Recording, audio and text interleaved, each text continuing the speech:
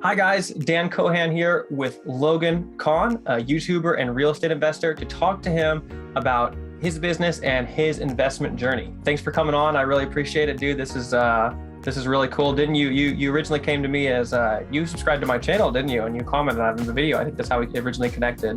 Yeah, I think I would think I was like watching back one of my videos and I saw yours as a suggestion. I think one on how you bought your first rental property.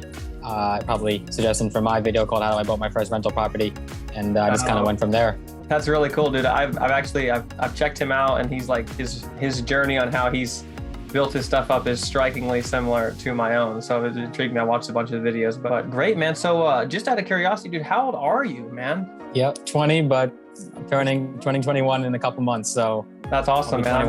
I'm just 21, and I'm turning 22 in a couple months. So it's super cool. Okay. Investing this early, trying to take over the world early, like myself. Awesome. So, man, tell me your story. Like, what got you into, business? What got you into, real estate investing, and what's motivated you to take such massive action at that early age?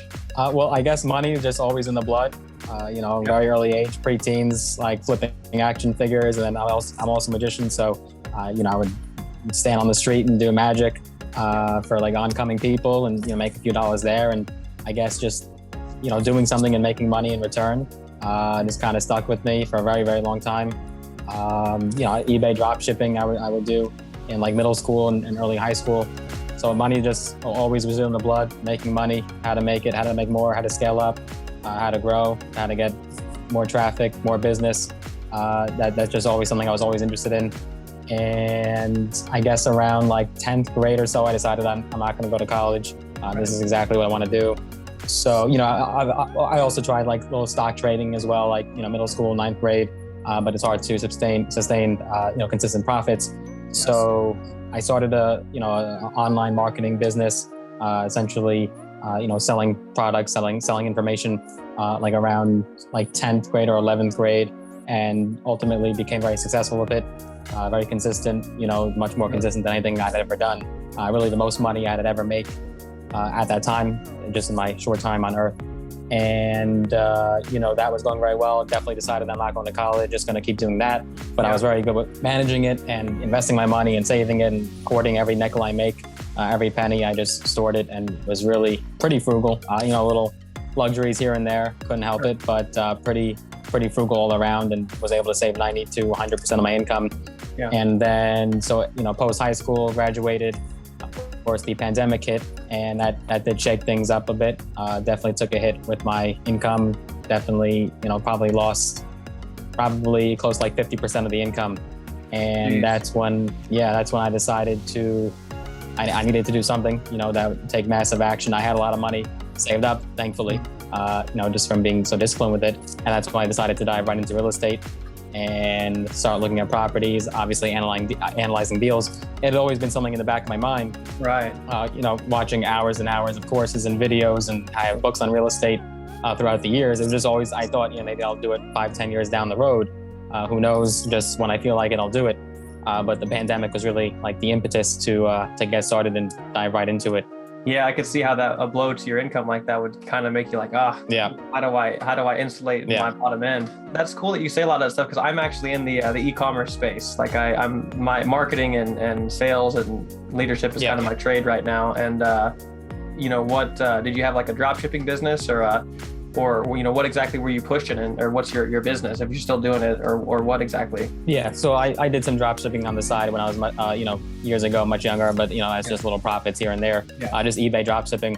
But as far as my current, my main source of income, basically affiliate marketing, selling products, digital information, how to grow your email list, how to make money with email marketing, other forms of social media marketing, things of that nature.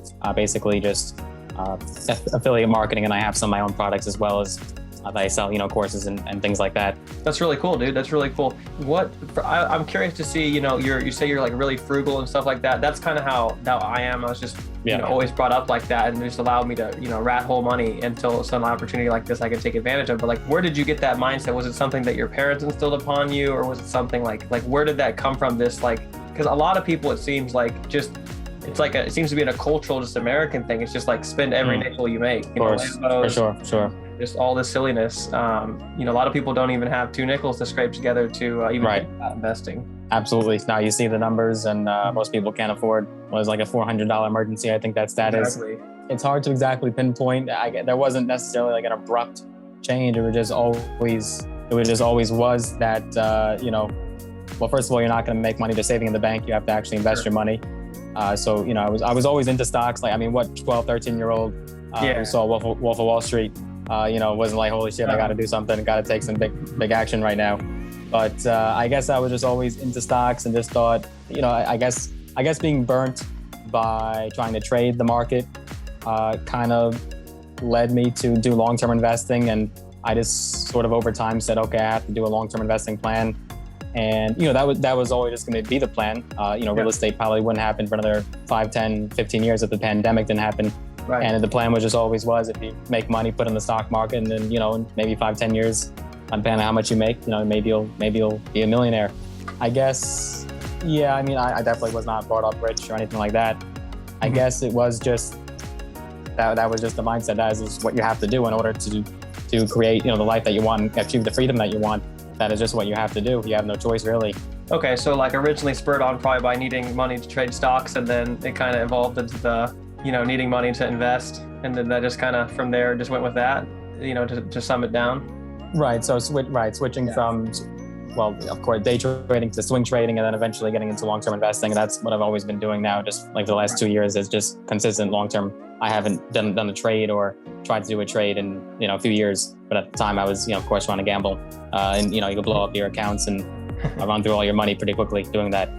Oh, I can relate. Last year when everything bottomed out, I was like, oh, I'm going to be rich. And I hopped in and was just gambling like 100%. Oh, yeah. I'm not going to. For sure. There's no answer, but I lost quite a few thousands, you know, trying to gamble. Oh, yeah. It's tough. Yeah, but that's okay. It's just lessons. It's cheap at the time. So yeah, and especially we're young, you know, we can afford to do that. Most people cannot, and that's even before the whole Robinhood craze. And, you know, and which is interesting because I had been in that space years before it became such a popular thing. The trend, the fad to do, it's in vogue to try to trade money on Robinhood, crypto, all that, and for quite some time now. No, it's definitely gaining a lot of speed. Oh yeah. But so is the other parts of, I guess, investing as a whole. There's just such a democracy of information now, you know, that there's just a lot of people. True.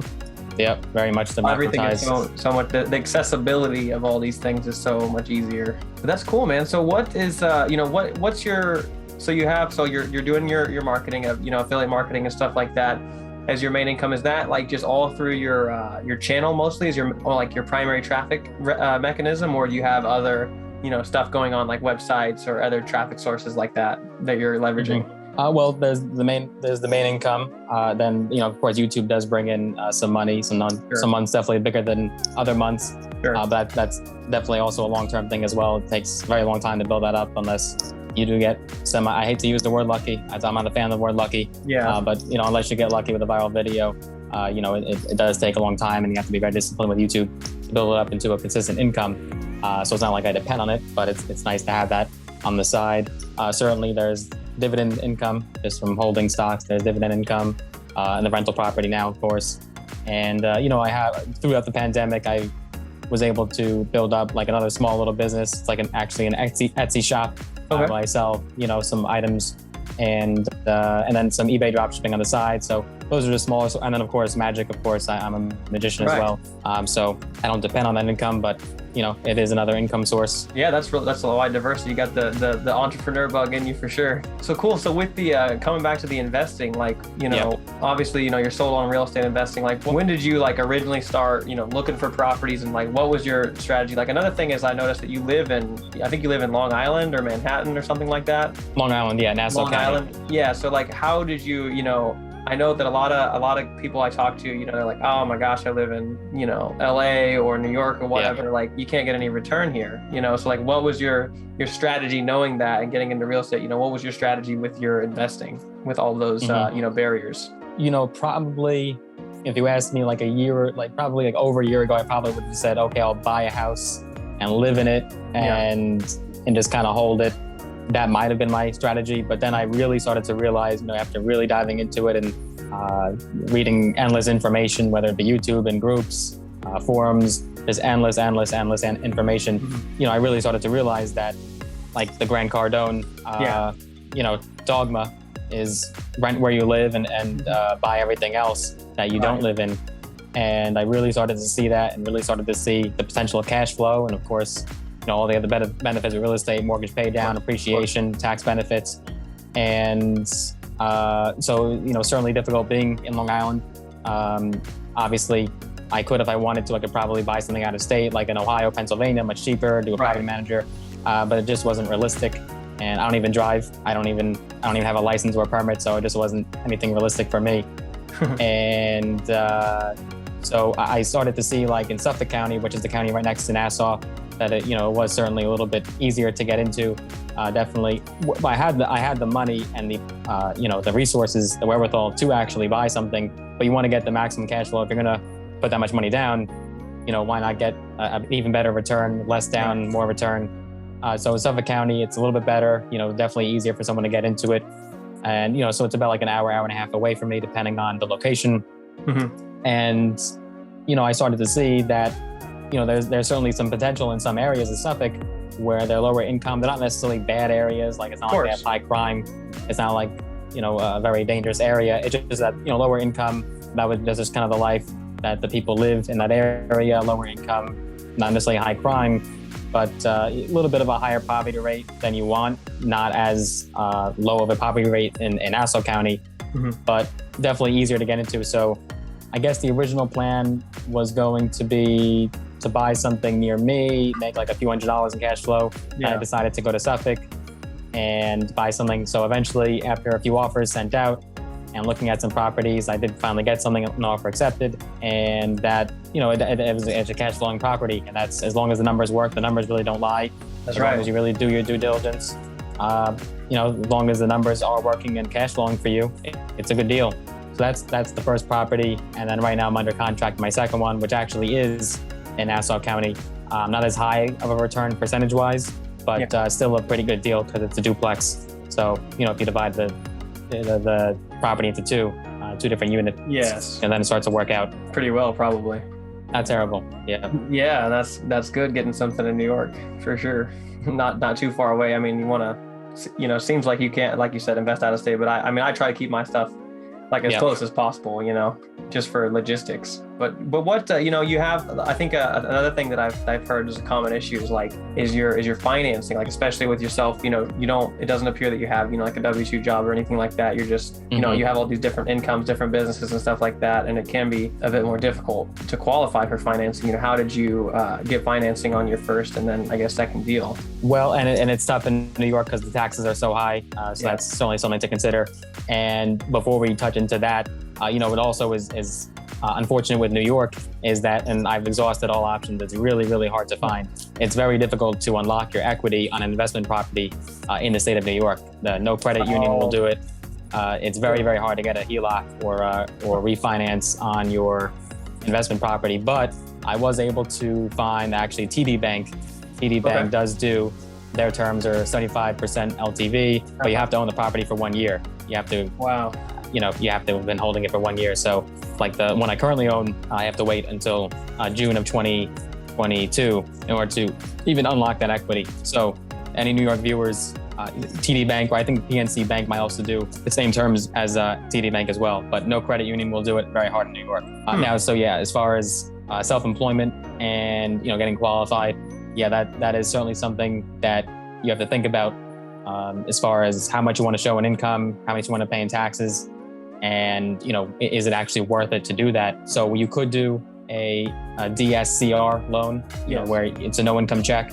Those have higher interest rates. That is what I'm actually going to be doing for my second property. For the first one, I did go the conventional route, and I probably would have done the DSCR route at the time if I known about it, because really, on such a cheap property, maybe 1 or 2 percentage points more in interest isn't gonna really kill me. So I probably would have done no income check at the time. But at the time, I didn't really understand. I didn't really grasp it at the time. So I did conventional, and you have to show 2 years of tax returns. So I didn't have any tax returns at that time.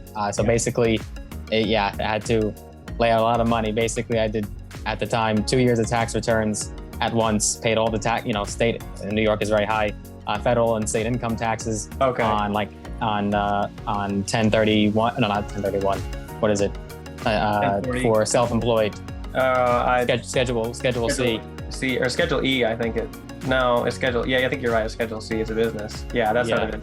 Self-employed taxes, and basically just had to pay all those taxes at once in order to provide 2 years of tax returns. So that was definitely a hit. But I still had quite a bit left over just after years and years of saving. So I didn't think it was. I thought it was a good idea at the time. But looking back, I probably would have done no income check just to have that extra leverage and have that extra money left over. But that's definitely something it's harder for self-employed people that are freelancers, gig workers to qualify for financing. And that's not just with buying a property, but also renting a property. It could be hard to qualify for even just to rent a property if you're self-employed. And so, just know that there are options out there. There's no income check loans. There's bank statement loans. You just have to really look everywhere and do as much research as you can, and ask other people what they're doing. What scenario that you're that they're in that might help you, and definitely hear their advice. 100%, dude. I totally agree, man. Just you got to be real creative with it. With that in mind, like having to put down a lot of money, because for my first property, I put 20% down, but I definitely could have done an FHA 3.5% because I did the primary residence thing. But why, what stopped you from getting a property maybe like locally or in your general area that was more expensive, but you could get in with an FHA loan and just, maybe have break even cash flow or slightly positive, and then, ride that appreciation up or something like that, just so you could have maximum leverage on your first deal. And that was going to be my plan for my second property. Looking back, if I really had to do it all over, not that I really regret everything, but if I truly had to change something, I probably would have done that. I probably would have sort of, quote, live in one of the units. I wouldn't have slept there. I would have just said that it would have been owner occupied and rent out the other units. I guess the biggest problem, at least near me, is that it seems that maybe you could tell me otherwise, that there, other locations, more rural areas, they tend to have all the triplexes, the fourplexes. Yes. Near me, I only found maybe one triplex in all of Long Island currently available, and it's in not such a good area. That is a higher crime area. It's mostly duplexes. So because of that, it is harder to find a cash flowing multifamily deal, because there's really only duplexes available. There's it's non-existent to find a triplex or a fourplex, at least in Long Island, unless you want to go further upper state. So because of that, it's harder to find a cash flowing deal. So it just made sense, I guess, in my mind, to do a single unit that I wasn't going to live in, and just do 20% down. And it really wasn't too much of a blow. But I could have had more money left over to do what my next deal is, which my next plan was going to be to do that and owner occupied, try to do a 3.5% down. Unfortunately, I couldn't really qualify because I didn't show enough income in 2019 and 20. So I didn't show enough income, so I wouldn't have actually been able to do 3.5%, 5% down. In fact, on my current deal that I'm working on, the duplex, I would have had to put down 25% anyways to do owner occupied. So at that point, you might as well just rent out both units right away. There's no point in occupying one of the units if you're going to put 25% down. So I wouldn't have actually qualified anyways. I see what you're saying. Yeah. Have you? I know it's obviously people want to live different lifestyles and stuff like that. But have you ever considered getting a multifamily or even a house and living in it and then renting out the room so you can still cash flow your unit? I wouldn't necessarily want to do that route of renting out rooms, and I don't really think there'd be a market for it. At least on Long Island, it's not necessarily a really school heavy, student, and that's what more so those room rentals are. And it would just create, hassles, and I guess they're not really meant for that. They really are just, each unit is more of a single family, as opposed to making it try to work into multiple rooms being rented out and having a shared kitchen for all those people. Yeah. It really only makes sense to do. And plus, it would be pretty tricky to then use that, because you have to show, if you want to, buy additional properties, you want to show your lease. I think it'd be a little bit too difficult to show multiple rooms rented. It just might not be too stable for lenders to show multiple rooms rented. I think they'd rather see that full lease of one of the units being fully rented out. Yeah, that may be more accurate to fair market rents and stuff for approval process. And then plus, in addition, with how expensive rents are on Long Island, it would be hard for that kind of student, shared living, to even afford that kind of rent, even for a room. It would just make sense for a higher income family, a more wealthy family, to rent out one of the units, in my opinion. Yeah, that's true. I mean, the rent spreads here in the Midwest are probably tighter than, your rooms and stuff aren't too far off what single, like a 1-bedroom apartment. So I could see but it may be like in those areas, it may be cheaper to live on the college campus or something like that, just as opposed to going out into another, around the area or something like that. That's definitely very insightful. That's especially for people in New York or in big metropolises like that. Just seems like insane that property values are up all over the place, but definitely, even more so. And it's just like very, very difficult to find cash flowing properties, it seems. Definitely, in the city, you're not going to find it unless you buy a massive multi-unit apartment building. Right. It's just not going to happen in the city. So if you do live in New York, definitely look at counties above the city, like I think it's Hauppauge, like around that area. There are definitely cash flowing properties there. And then Suffolk County, Long Island, even though just in the last several months, properties have gone up so much that it might even be difficult for those, someone my age to afford a property like that if they can at all. But up above New York, Long Island, if you're willing to take on a property manager, depending on where you live, it is workable. You just have to, depending on how far you're willing to travel or if you want to use a property manager. But yeah, you got to get creative in real estate as far as the financing, location. It does get tough. It's not always going to be the perfect deal or the perfect answer at the time. Sure, but definitely like having some consistency. I mean, even, not letting those things get in your way. You know what you want. Yeah. Have you had any trouble, are you self-managing your properties? Or do you have a property manager? Yeah, that first property I own, that will be that is self-managed. Yeah. Well, the story with that is that the owner that I bought it from wanted to occupy the unit. Okay. After I purchased it from her. Okay. So that family is currently my tenant right now. So that was pretty lucky on my first deal. Yeah, that's very convenient. And so we signed a 6-month lease. It's about to expire. Maybe she'll want to extend, maybe not. But either way, I'll still manage it myself. And it's not terribly far. It's an hour away or so. And then the duplex that I'm under contract on right now is actually just 5 minutes away from me. It's very close in the next city. So that doesn't require a property manager either.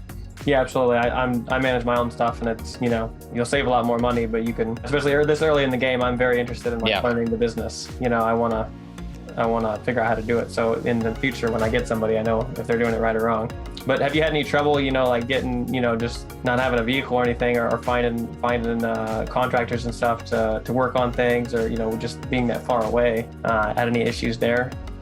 Well, luckily I'm not necessarily going the route of rehabbing properties just yet. Mm-hmm. I've certainly looked into that, but it's also hard to get financing on those properties as well, unless you want, very high interest rates, balloon payments, all that. I'm just not into that kind of field. I want to be pretty stable and sure in the first, at least for the first several properties. But yeah, so as far as that first unit, I've had to have a plumber just go over there, like replace the water heater. It was pretty turnkey. There wasn't a ton of work to be done on it. Just basic stuff, really anything, any handyman or plumber could take care of. So not too much work there. As far as the one that I am under contract on, going to be closing on maybe the next couple of months. It's pretty turnkey as well. Luckily, the current tenant, the occupant of the upper unit, is like actually a contractor himself, and it's very handy. So they actually redid a lot of the unit. I guess they had some sort of agreement with the current owner, where if we repair and renovate some of the stuff, you'll keep our rent down. That might be the agreement, and so that's right. It's pretty turnkey. There's really nothing else to be done there. Maybe just minor little leak or here and there. That's really nice. Yeah, both of my properties have been pretty ready to go. A few things need to be done, but nothing major like you kind of experienced. Yeah. How did you find these deals? MLS or where did you find them? Yeah, all MLS. Certainly I've looked up, looking to buy from wholesalers, but could get a little sketchy, and you never really know. They could be hiding things from you. So all MLS. And certainly I've had to look at a handful of properties before actually moving forward with the current ones that I have. I've definitely looked at a handful of properties. And even on the MLS, some things are not disclosed to you. Sometimes, the listing agent or even the current owner doesn't tell. There's certainly discrepancies there. So that's why it's so important to go in with an inspector, so that way they know and they can tell. I'm not really a handyman by any means. Certainly I could hammer things and screw things in, but I'm really not a handyman, or I know nothing really about HVAC or plumbing or foundation, at least just by looking at it. So definitely important to go in there with an inspector, spend that money. It might be a lot of money, but spend that money on the inspector, because you really could be digging yourself into a hole and you might not be able to get out of that deal, and you might be really stuck in a situation you don't want to be. So it's so important to go through that unit, go in person with that inspector, with the agent, ask questions. If there's tenants living there, ask the tenants how they like it.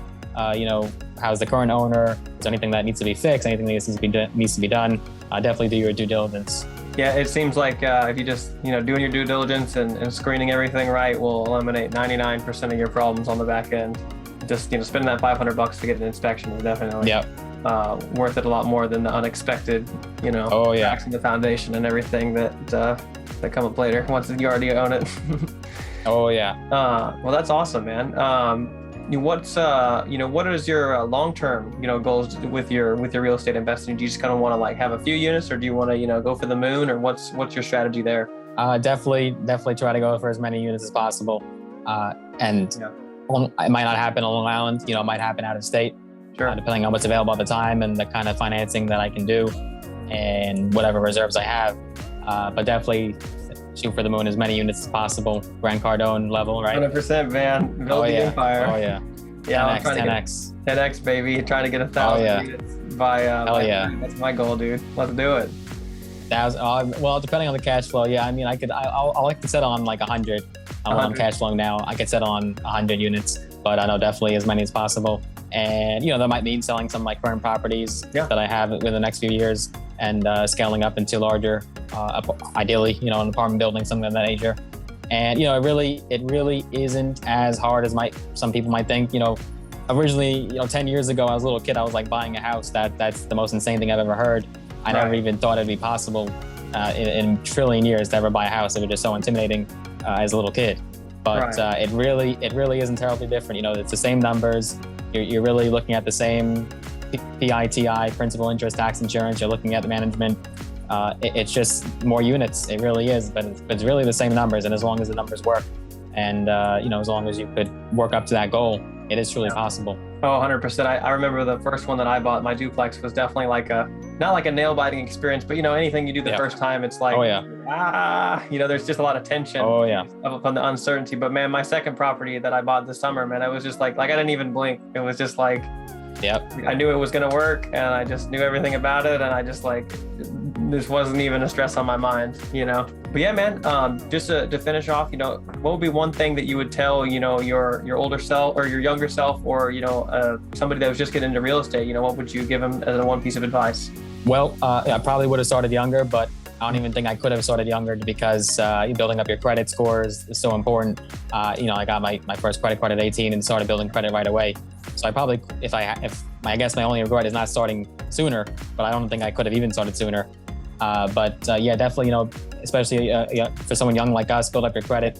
Don't buy luxuries and try to keep up with the Joneses. It's so important to save your money and stash that money. No matter, even if you don't even get into real estate, just investing your money and saving it is so important. And your future self will thank you for doing that. So being disciplined with your money, and not necessarily listening to what your peers are doing and buying into society that you must go to college and must get a formal education. So much information online and so much information at our fingertips. Like the fact that our smartphones are actually more powerful than a rocket. It's a scientific fact, actually. And so there's so much information, so much, so many different ways to connect with other people. No matter what you want to do, no matter what field you want to go into, our generation has such the advantage that we can connect with those people and learn so much right in front of us without having to, even think about buying a degree. So definitely that is important. And, definitely always thinking bigger, thinking much bigger than you could possibly think, looking at the next step, the next level. There's always going to be someone richer than you, always someone that has more than you. But, don't let that get you down. Don't compare yourself, your situation to other people's. Definitely, just stick to your own guns and stick to your gut, and just, follow your path, and don't compare your chapter 1 to someone else's chapter 20. 100%. And so, definitely those pointers are important. That's awesome, man. It was a pleasure meeting you. Pleasure talking to you. Where can folks go and connect with you or see your content? So I'm mainly active on Instagram and YouTube. Okay. So Instagram, Logan Kohn, LOGANKOHN, and then YouTube, it's just the same name, LOGANKOHN. That's my channel name. And both of those platforms, I'm always posting new content and connecting with people, and always more content to come on different various topics. So hopefully you'll find something that you're interested in. Go check him out in the link in the description below. Subscribe to his channel and connect with his Instagram, and we'll go from there, man. And with that, guys, hit this video with a like, subscribe to both of our channels, and yes, sir. We will see you guys in the next chapter.